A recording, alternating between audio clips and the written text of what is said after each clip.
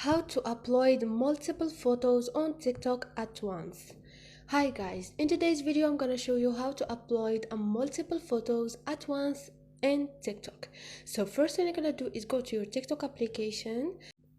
Now go to the plus button at the center up there, tap on there.